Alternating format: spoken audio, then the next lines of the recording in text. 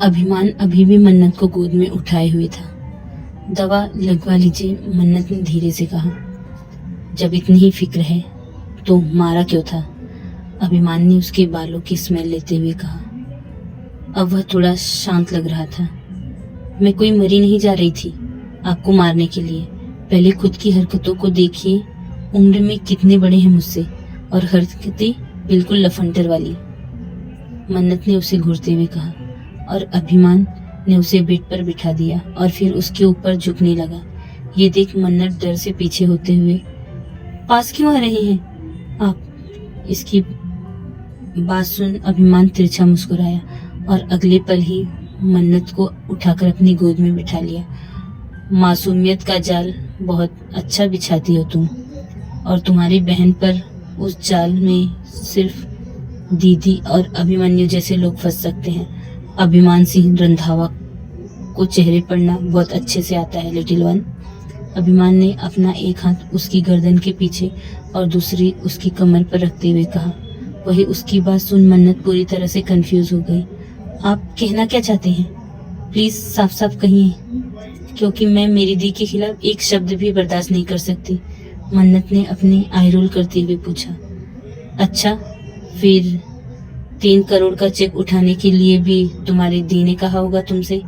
अभिमान ने उसे घूरते हुए कहा। अचानक मन्नत ने अपनी नजरें फेर ली। अभिमान ने उसका चेहरा पकड़ उसकी आंखों में आंखें डालते हुए बोला, मुझे पैसे देने में कोई प्रॉब्लम नहीं है, बजाय इस शर्त के कि तुम बस एक बार मेरे आगे झुक जाओ। उसकी बात सुनते ही मन्नत के चेहरे पर गुस्सा आ गया। मैंने वो चेक कोई अपनी अय्यासी के लिए नहीं उठाया था, और ना ही मेरी दी ने कुछ कहा था, बल्कि आपके भांजे ने। मन्नत ने इतना ही कहा था कि तभी रूम का डोर नॉक होता है और उसी के साथ मन्नत फौरन अभिमान की गोद से उठने लगती है, पर अभिमान उसे जाने नहीं देता। क्या कर रहे हैं? छोड़ो मुझे, सुना ही नहीं देता, कोई बाहर है। मन्नत ने दांत पीसते हुए कहा। पहले तुम अपनी बात पूरी करो। अभिमन्यु और तुम्हारा क्या कनेक्शन है, बोलो। अभिमान ने उसे एक टाइटली पकड़ते हुए कहा। तुम पागल हो क्या? इस समय पर ऐसा सवाल कौन करता है? और मेरा कोई कनेक्शन नहीं है किसी के साथ। और तुम्हें क्या? मन्नत ने गुस्से में कहा और किसी तरह उससे छूटकर दरवाज़ा खोल दिया। अब तक बाहर खड़ा शख्स वहाँ से जा चुका था और मन्नत अब वापस अभिमान के पास वापस नहीं जाना चाहती थी, इसलिए वो हल्का सा मुड़कर, मैं नीचे जा रही हूँ, आप भी आ जाइए। इतना बोलकर मन्नत बिना उसकी तरफ देखे फ़ौरन बाहर चली जाती है और अभिमान डोर के पास आकर गुस्से में अपना हाथ वॉल पर मारता है। I don't like ignorance little one. मुझसे भाग रही हो? तुम बहुत जल्द वापस भी आओगी, जस्ट वेट एंड वॉच। अभिमान ने डार्क वॉइस में कहा और वो भी नीचे की तरफ आ गया। मन्नत सर झुकाए उसकी भांजी यानी अभिमन्यु की छोटी बहन दिव्या के पास बैठी थी। अब भी वो अभिमान की तरफ नहीं देख रही थी और उसे पूरी तरह इग्नोर कर रही थी, और धीरे धीरे अभिमान का गुस्सा आसमान छूने को हो गया था। थोड़ी देर तक यूं ही बातें करने के बाद अब बारी थी फैसले की, जिसके लिए ही अभिमन्यु अभिमान को यहाँ लेकर आया था। वो चाहता था कि अभिमान एक बार जन्नत से मिलकर बताए कि जन्नत उसके लिए एक परफेक्ट लाइफ पार्टनर है या नहीं। सो जल्दी से गुड न्यूज़ दे दो एमएम, अभिमन्यु ने एक्साइटेड होते हुए पूछा। उसकी बात सुन अभिमान तिरछा मुस्कुराया और उसके कंधे पर हाथ रख अपना सर हल्का सा टेढ़ा कर, अगर बैड न्यूज़ हुई तो। उसकी बात सुनते ही मन्नत सर उठाकर अभिमान को देखती है, पर अब अभिमान उसे नहीं देख रहा था। कोई प्रॉब्लम नहीं है, मैं बिना कोई भी सवाल किए आपके हर फैसले को मान लूँगा, क्योंकि मुझे पता है आप हर चीज़ किसी रीज़न की वजह से करते हैं। अभिमन्यु ने हल्का सा मुस्कुरा कर कहा। इस बार अभिमान ने डेविल स्माइल करते हुए मन्नत की तरफ देखा तो मन्नत ने अपना सिर ना में हिला दिया। उसकी आंखों में आंसू थे। शायद वो जानती थी कि अभिमान क्या करने वाला था। अभिमान मन्नत को देखते हुए ही बोला, तो तोड़ दे ये शादी, निकाल बाहर फेंक इस लड़की को अपनी ज़िंदगी से।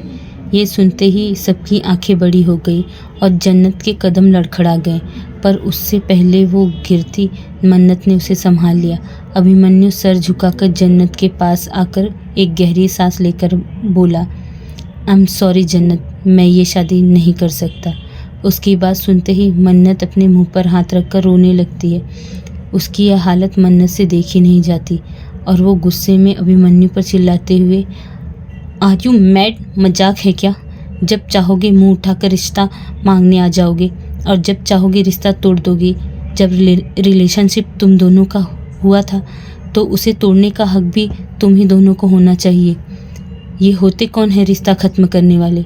बोलते हुए मन्नत गुस्से में अभिमान को देखती है। इनफ, अभिमन्यु ने गुस्से में कहा तो अभिमान मुस्कुरा दिया। मेरे मेरे लिए भगवान से बढ़कर हैं। इनका हर फैसला मेरे लिए पत्थर की लकीर है। अगर यह मुझे दुनिया छोड़ने को भी कहेंगे ना तो मैं हंसते हंसते वो भी कर जाऊंगा। ये तो फिर भी एक रिलेशनशिप है। अभिमन्यु ने मन्नत को घूरते हुए कहा। शट अप अभिमन्यु, खबरदार जो दोबारा मरने जैसा शब्द अपने मुंह से निकाला तो, अभिमान ने सर्द आवाज़ में कहा। जिसे मुझे हर्ट करते हुए कुछ लफ्ज़ों से ही इतनी प्रॉब्लम है, वो भला मेरे लिए कोई गलत फैसला कैसे ले सकता है? ज़रूर ने कुछ महसूस किया होगा और मैं इनके इस डिसीजन को पूरी रिस्पेक्ट करता हूँ, अभिमन्यु ने कहा। अच्छा, हर बात मानते हो ना उनकी? सब कुछ उनके से पूछकर करते हो?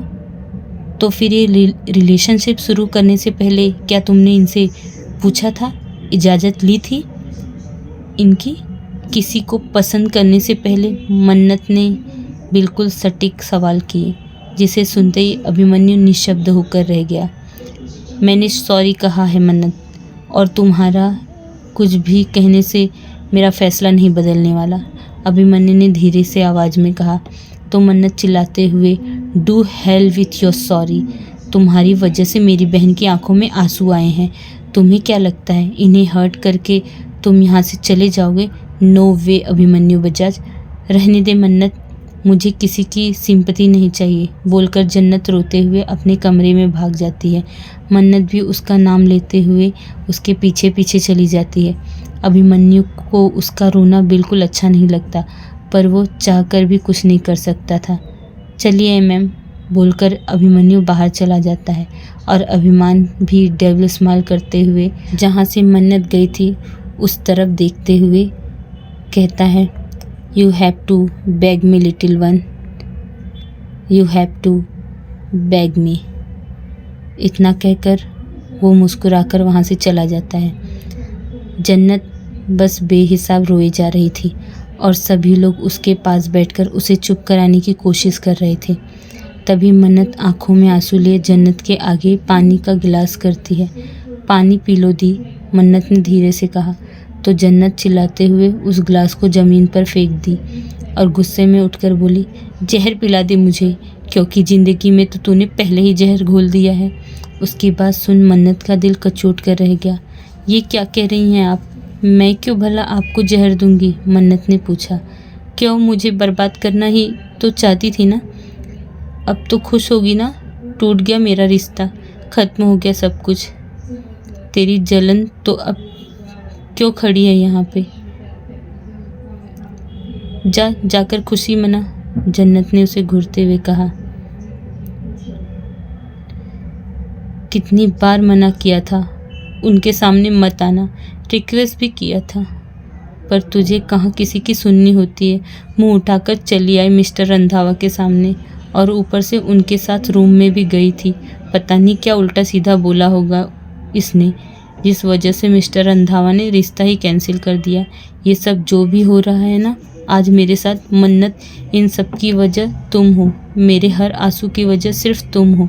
अगर आज अभिमन्यु मेरे साथ नहीं है तो वो भी सिर्फ तुम्हारी वजह से। जन्नत ने उसकी तरफ फिंगर पॉइंट करते हुए उस पर इल्ज़ाम लगाए। उसकी बात सुन मन्नत का दिल चकनाचूर हो गया। देख दी, मैं नहीं आना चाहती थी उनके सामने, पर इससे पहले कि मन्नत अपनी बात पूरी करती, जन्नत एक बार फिर गुस्से में, पर तुझसे तो मेरी खुशियाँ बर्दाश्त नहीं हुई। तेरी जलन इस कदर बढ़ गई कि तू नीचे आ गई और मेरी खुशियों में जहर घोलने लगी। खुद तो कभी अपनी लव लाइफ में सक्सेसफुल हुई नहीं और आज तेरी वजह से मेरे प्यार ने भी मुझे छोड़ दिया। तेरे इसी बिहेवियर की वजह से मोहक ने तुझे चीट किया, क्योंकि तू किसी को डिज़र्व ही नहीं करती। तू उसे तरह की लड़की है जो किसी लड़के को संभाल नहीं सकती, उसका प्यार नहीं पा सकती। You are good for nothing. Mannat, सुना तूने? जन्नत ने चिल्लाते हुए कहा। उसकी बात सुन मन्नत की आंखों से आंसू बह गए। Now get lost from my room. शक्ल मत दिखाना मुझे कभी, और अगर आइंदा मेरे सामने आना तो अभिमन्यु को अपने साथ लेकर आना। बोलते हुए जन्नत मन्नत को अपने रूम से धक्के देकर बाहर निकालने लगी। क्या कर रही हो तुम जन्नत? आखिर मन्नत पर चिल्लाने से अभिमन्यु वापस आ जाएगा क्या? ध्वनि जी ने ज़मीन पर गिरी हुई मन्नत को उठाते हुए कहा। मुझे नहीं पता कि ये कैसे करेगी, पर अब अगर तू अभिमन्यु को वापस लेकर नहीं आई तो दोबारा मुझे अपनी शक्ल मत दिखाना और भूल जाना कि तेरी कोई बहन भी थी। इतना बोल जन्नत मन्नत के मुंह पर दरवाज़ा बंद कर देती है। तभी सिमाइका वहाँ आती है और मन्नत को संभालती है। आई एम सॉरी मन्नत, मुझे लगा था जन्नत तुझे संभालेगी, इसलिए मैंने मोहक वाली बात उसे बता दी थी, पर वो तो उल्टा तुझे ही। तू प्लीज़ उनकी बातों को नज़रअंदाज कर, तुझ में कोई कमी नहीं है। मन्नत ज़ोर ज़ोर से रो रही थी। आज उसे ऐसा लग रहा था कि ज़रूर उसमें ही कुछ कमी होगी जो मोहक ने उसे चीट किया। तू रो मत बेटा, मैं जन्नत से बात करूँगी, वो बहुत जल्द अपनी जिद छोड़ देगी, तू बस खुद को संभाल।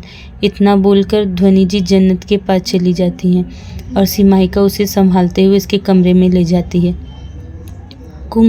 तुम घर जाओ सैम, थोड़ी देर में रिकॉर्डिंग है, मुझे तब तक अकेले छोड़ दो। मन्नत ने बिस्तर पर अपनी करवट बदलते हुए और अटकते हुए कहा। तू टेंशन मत ले, आज शूट तेरे घर पर ही कर लेंगे, तुझे लोकेशन पर आने की ज़रूरत नहीं है, मैं थोड़ी देर में आती हूँ। इतना बोलकर सिमाइका कमरे से बाहर चली जाती है और मन्नत फूट फूट कर रोने लगती है। क्या मैं सच में किसी के प्यार के लिए नहीं बनी? क्या मैं इतनी बुरी हूँ कि मोहक मुझसे परेशान हो गया? सब मेरी गलती थी क्या? इसी तरह रोते हुए मन्नत खुद से सवाल किए जा रही थी। मैं सब कुछ बर्दाश्त कर सकती हूँ, पर दी की नाराज़गी नहीं। अगर उनकी खुशियों के लिए मुझे अपनी सेल्फ रिस्पेक्ट दांव पर लगानी पड़े तो मैं वो भी करूँगी। आप मुझे झुकाना चाहते हैं ना, तो ठीक है, मैं आ रही हूँ आपके पास। इतना बोलकर मन्नत किसी को कॉल करती है और कॉल पिक होते ही बोलती है, मैं आपसे कुछ बात करना चाहती हूँ, क्या हम मिल सकते हैं? मन्नत ने एक्सप्रेशनलेस चेहरे के साथ कहा। मुझे भी तुमसे कुछ कहना है, ड्राइवर नीचे खड़ा है, तुम जल्द से जल्द बजाज हाउस आ जाओ। इतना सुनते ही मन्नत फ़ोन कट कर देती है और अपने कपड़े बदल नीचे खड़ी कार में जाकर बैठ जाती है। उसके बैठते ही वो कार स्टार्ट हो जाती है और मन्नत बजाज हाउस के लिए निकल जाती है। वहीं दूसरी तरफ अभिमन्यु शराब पी रहा था। नॉर्मली उसे शराब पीना या कोई भी नशा करना अलाउड नहीं था, पर आज अभिमान उसके साथ बैठा हुआ था और वो खुद उसे परमिशन दे चुका था, जिसके चलते अभिमन्यु बेधड़क ग्लास पर ग्लास पिए जा रहा था। शराब अभिमान के आगे भी रखी थी, पर वो तो सिगरेट को अपने मुंह में दबाए उसके कश भर रहा था। लगभग 10 ग्लास पीने के बाद अभिमन्यु 11वां ग्लास उठाता है कि तभी अभिमान उसका हाथ पकड़ लेता है। बहुत हो गया, आज के लिए इतना काफ़ी है, अब जो हुआ सो हुआ, जाओ अपने रूम में रेस्ट करो, अभिमान ने सर्द आवाज़ में कहा। तो अभिमन्यु मुंह बनाते हुए, बस एक ग्लास और बस एक। शट अप, मुझे अच्छे से पता है तुम कितना बर्दाश्त कर सकते हो, इससे ज़्यादा अगर पी तो उल्टियाँ होने लगेंगी, और अगर ऐसी हुआ तो दीदी को पता चल जाएगा, अभिमान ने उसे घूरते हुए कहा। उसकी बात सुन अभिमन्यु हंसते हुए, और फिर माँ आपके कान पकड़कर आपको डांट लगाएंगी। व्हाट यू जस्ट से, दोबारा कहना ज़रा, अभिमान ने दांत पीसते हुए कहा। मैं कहाँ कुछ बोला। अच्छा, अब मैं जा रहा हूँ शयन कक्ष में, क्योंकि राजकुमार आराम चाहते हैं। ऐसे ही नशे में बड़बड़ाते हुए अभिमन्यु वहाँ से चला जाता है। उसके जाते ही अभिमान के फेस पर डेविल स्माइल आ जाती है। वो अपनी मुट्ठी को एक एक कर खोलते हुए 1 2 3 4 तभी पीछे से आवाज़ आई, सुनिए। ये सुनते ही उसकी डेविल स्माइल और भी ज़्यादा गहरी हो गई। मुझे पता था तुम ज़रूर आओगी। बोलते हुए अभिमान पीछे मुड़ता है तो उसकी नज़र मन्नत की नज़रों से जा मिलती है। इस वक्त उसने वायलेट कलर की हुडी और ट्रैक पैंट पहनी हुई थी। यह देख अभिमान अपनी आईब्रो स्क्रैच करते हुए, तुम्हारे पास कोई लड़कियों वाले कपड़े नहीं हैं? आधी रात में भी लड़का बनकर घूम रही हो। उसकी बात सुन मन्नत के चेहरे पर गुस्सा आ गया। मैं चाहे लड़कों का कपड़ा पहनूं या फिर ना पहनूं, बोरी लपेट कर घूमूं, आपको क्या? और आज जो हरकत आपने की है उसके बाद आप एक्सपेक्ट भी कैसे कर सकते हैं कि मैं आपकी कोई भी बात मानूंगी? मन्नत ने गुस्से में कहा। वही उसकी यह अकड़ और कॉन्फिडेंस अभिमान को चुभ रहा था। वो आज तक जितनी भी लड़कियों से मिला था सब हमेशा उसके आगे झुक कर रहती थी, सामने से उसे इनवाइट करती थी, पर मन्नत उन सब से बिल्कुल अलग थी। उसने तो अभिमान को अब तक ढंग से देखा भी नहीं था और ऊपर से हमेशा उससे जुबान लड़ाया करती थी, जो कि अभिमान के ईगो को बहुत बुरी तरह से हर्ट करता था। तो इतनी दूर से रात के 12:30 बजे तुम मुझसे लड़ने आई हो? अभिमान ने उसे घूरते हुए कहा और जाकर अपनी चेयर पर बैठ गया। उसकी बात सुन मन्नत की आंखों में आंसू आ गए और आंसू बहने लगे। उसे रोता देख अभिमान की नज़रें उस पर सर्द हो जाती हैं। लड़ने नहीं आई हूँ बल्कि झुकने आई हूँ। बोलिए क्या करना होगा मुझे, जिसके बदले में आप मेरी बहन की खुशियाँ मुझे लौटा दें। मैं सब कुछ करने को तैयार हूँ सिवाय अपनी इज्जत बेचने के, मन्नत ने साफ शब्दों में कहा। और भी कोई शर्तें हैं मैडम आपकी? नहीं, लिख कर दे दीजिए ना, मुँह से बोलने में शायद प्रॉब्लम हो रही होगी, अभिमान ने सार्कास्टिक होते हुए कहा। देखिए अब आपका बहुत ज़्यादा हो रहा है। एक तो मैं आपकी बात मान रही हूँ, मन्नत बोल ही रही थी कि तभी अभिमान गुस्से में, अच्छा ऐसे मान रही थी तो मेरी बात जबान लड़ा लड़ा कर पहले किसी की बात ढंग से सुनना सीखो। उसकी बात सुन मन्नत भौहें उठाते हुए, एक्सक्यूज़ मी, आप होते कौन हैं मुझे सुनाने वाले? और मैं क्यों सुनूं आपकी? पता है जब मैं 7 साल की थी ना, तब डॉक्टर ने मुझे सुनाया था कि मुझे अंडे खाने चाहिए क्योंकि मुझ में कैल्शियम की कमी है। अरे मैंने तो उनकी भी नहीं सुनी थी। और तो और अब मैं 10th क्लास में थी तब टीचर ने मुझसे कहा कि मन्नत मुझसे ट्यूशन लगवा लो वरना बोर्ड्स में फ़ेल हो जाओगी। और सारे बच्चे उनकी चमचागिरी करते हुए उनके पीछे पीछे चले गए, पर मैंने तो उनकी नहीं सुनी। मन्नत इसी तरह नॉन स्टॉप बकबक किए जा रही थी कि अचानक अभिमान उसे कंधों से पकड़ते हुए, अब अगर चुप नहीं रही तो किस कर लूँगा, डू यू वॉन्ट दैट? बोलते हुए अभिमान की आवाज़ थोड़ी तेज़ थी तो मन्नत सहम कर अपना सर ना में हिलाती है।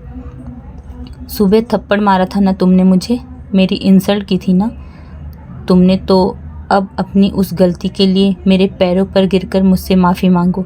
जब तक तुम ऐसा नहीं करती तब तक अभिमन्यु जन्नत को एक्सेप्ट नहीं करेगा। इतना कहकर अभिमान झटके से मन्नत को छोड़ता है और जाकर चेयर पर वापस बैठ जाता है। मन्नत अपनी आंखें बंद कर अपने आंसुओं को पोंछती है और फिर अपने घुटनों के बल बैठ जाती है। अभिमान डेविल स्माइल करते हुए उसे ही देख रहा था। वो अपना सर झुकाते ने लगती है और साथ ही उसके फेस पर भी एक तिरछी मुस्कुराहट थी। इस बार गिनती मन्नत करती थी, 1 2 3 एंड एक्शन। ये सब क्या है अभिमान? यह आवाज़ सुनते ही अभिमान सामने की तरफ देखता है जहाँ मिथिला जी खड़ी हुई थी।